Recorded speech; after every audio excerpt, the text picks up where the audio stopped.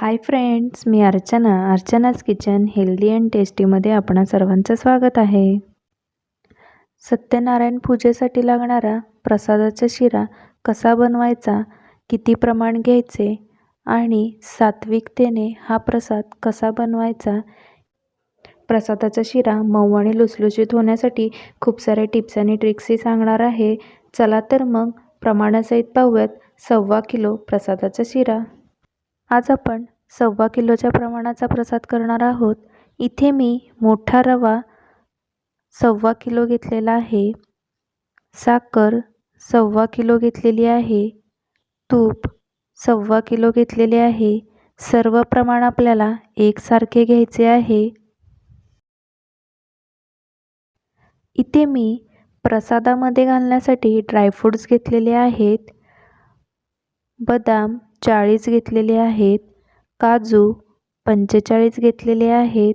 मनुके वाटीभर मनुके घेतलेले आहेत आणि 4 पिकलेले केळी घेतलेले आहेत.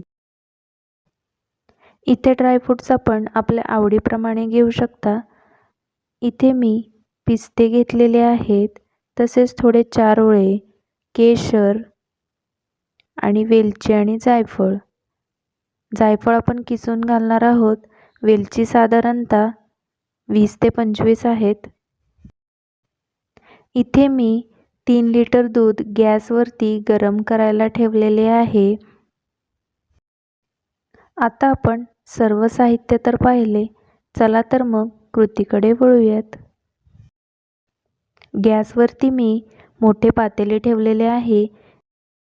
जाड बुडाचे पातेले घ्यायचे आहे, म्हणजे आपला रवा भाजताना करपत नाही. पातेल्यामध्ये मी आता आपण वजनीप्रमाणे घेतलेले 1.25 किलो तूप घालून घेतलेले आहे व थोडेसे तूप मी बाजूला काढून ठेवलेले आहे, ते आपण नंतर घालणार आहोत. तूप छान असे गरम झाले की त्यामध्ये आपण 1.25 किलो रवा घालून घेणार आहोत. आता हा रवा आपण तुपावरती छान असा गुलाबी रंग येईपर्यंत खरपूस भाजून घेणार आहोत. रवा भाजताना नेहमी गॅस मंद आचेवरच ठेवावा.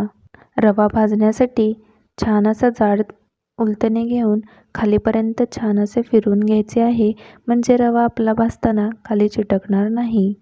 रवा आपला छान भाजतोय तोपर्यंत दुसरीकडे आपण इकडे गॅसवरती दूध गरम करायला ठेवणार आहोत. दूध छान उकळून घ्यायचे आहे. प्रसादाचा शिरा करताना नेहमी दूधच वापरावे, म्हणजे शिरा मऊ आणि लुसलुशीत होतो. प्रसादाचा शिरा करणे फारसे अवघड नाही आहे. फक्त आपण त्यातली महत्त्वाची प्रोसेस म्हणजे रवा छान असा तुपावरती भाजून घ्यायचा. एकदा रवा छान असा भाजला की आपला प्रसादाचा शिरा होण्यास वेळ लागत नाही. बाकीची प्रोसेस अगदी झटपट होते, पण रवा अगदी छान असा खरपूस रंगावरती भाजून घ्यायचा. रवा छान असा गुलाबी रंगावरती भाजून घेतला की प्रसादाचा शिरा अगदी चविष्ट होतो. रवा भाजतोय तोपर्यंत आपण इकडे गॅसवरती कढई ठेवून घ्यायची आहे व कढईमध्ये आपण शिल्लक राहिलेले तूप घालून घेणार आहोत व त्यामध्ये आपण ड्रायफ्रूट्स छान असे तुपावरती तळून घेणार आहोत. तुपावरती आपण बदामाचे काप तळून घेणार आहोत व त्यानंतर 2 ते 3 मिनटे याला गुलाबी रंग आला की त्यामध्ये आपण लगेचच काजू घालून घेणार आहोत. काजू आणि बदाम छान असे गुलाबी रंगावरती मी तळून घेतलेले आहेत. आता आपण गॅस बंद करायचा आहे. बघा तर मग गॅसवरती रवा भाजत आहे, दूधही गरम करायला ठेवलं आहे आणि इकडे कढईमध्ये काजू बदामही तळायला घेतलेले आहेत. बघा तर मग रवा आपला किती छान असा गुलाबी रंगावरती भाजलेला आहे. आता आपण या रव्यामध्येच तळलेले काजू आणि बदामाचे काप होते ते तसेच तुपासहित आपण घालून घेणार आहोत. बघा तर मग रवा आपला किती छान असा गुलाबी रंगावरती भाजत आलेला आहे. आता हे सर्व मिश्रण छान असे मिक्स करून घ्यायचे. मस्त असा रव्याचा खमंग भाजलेला वास येत आहे. आता आपण त्यामध्ये उकळलेले दूध घालणार आहोत. रव्यामध्ये नेहमी दूध घालताना उकळलेले दूधच असावे. बघा तर मग दूध मी थोडे थोडे करून असे 3 ते 3.5 लिटर साधारणतः दूध वापरलेले आहे. इथे तुम्ही अर्धे दूध आणि अर्धे पाणी वापरू शकता. प्रसादाचा शिरा करताना नेहमी दुधाचे प्रमाण रव्याच्या 3 पट असावे. बघा तर मी सर्व दूध घालून छान असे मिक्स करून घेतलेले आहे. मंद आचेवरती छान असा रवा मिक्स करून घ्यायचा आहे.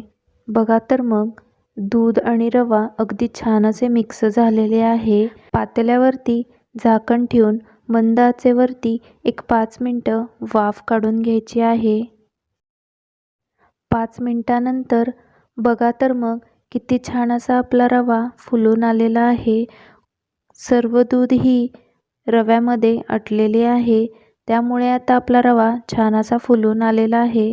आता आपण यामध्ये वजनीप्रमाणे काढलेले 1.25 किलो साखर घालून घेणार आहोत.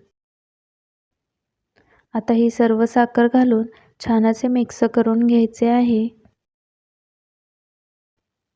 बघा तर मग साखर मी छान अशी मिक्स करून घेतलेली आहे. त्यामध्ये आता आपण केळीचे काप करून घेणार आहोत व ते आपण शिऱ्यामध्ये घालून घेणार आहोत. त्यामध्ये मी आता मनुकेही घालून घेणार आहे. हे सर्व मिश्रण छान आता मिक्स करून घ्यायचं आहे. आता हे मिश्रण मी छान असे मिक्स करून घेतलेले आहे. साखर ही छान अशी विरघळलेली आहे. आता मी यामध्ये थोडेसे जायफळ किसून घालणार आहे. प्रसादाच्या शिऱ्यामध्ये अशी कुटून घातलेली फ्रेश वेलची अगदी चवीला सुंदर लागते. खलबत्त्यामध्ये कुटून घातलेल्या वेलचीचा स्वाद काही वेगळाच लागतो. तुम्हीही नक्की ट्राय करून बघा. त्यातच मी आता थोडेसे केशर काढे घालून घेत आहे व पुन्हा एकदा सर्व मिश्रण छान असे मिक्स करून घेतलेले आहे. आता हे सर्व मिश्रण छान असे मिक्स करून घ्यायचे व शिऱ्याला एक वाफ काढून घ्यायची व गॅस बंद करायचा आहे. बघा तर मग किती सुंदर असा आपला प्रसादाचा शिरा तयार झालेला आहे. अगदी खायला टेस्टी, मऊ, लुसलुशीत असा एकदम सुंदर असा आपला प्रसाद तयार झालेला आहे. चला तर मग तयार आहे आपला प्रसादाचा शिरा. सत्यनारायण पूजेच्या दिवशी केलेल्या या प्रसादाच्या शिऱ्याची चव काही वेगळीच लागते. कशी वाटली मग आजची प्रसादाच्या शिऱ्याची रेसिपी आवडली असल्यास नक्की लाईक करा आणि शेअर करा. आपण आपल्या यूट्यूब चॅनलवरती नवीन असाल तर चॅनलला नक्की सबस्क्राईब करा, जेणेकरून रोजच्या रोज अपलोड होणाऱ्या नवनवीन रेसिपीज आपणास पाहण्यास भेटतील. चला तर मग उद्या भेटूयात एका नवीन रेसिपीसहित. तोपर्यंत बाय.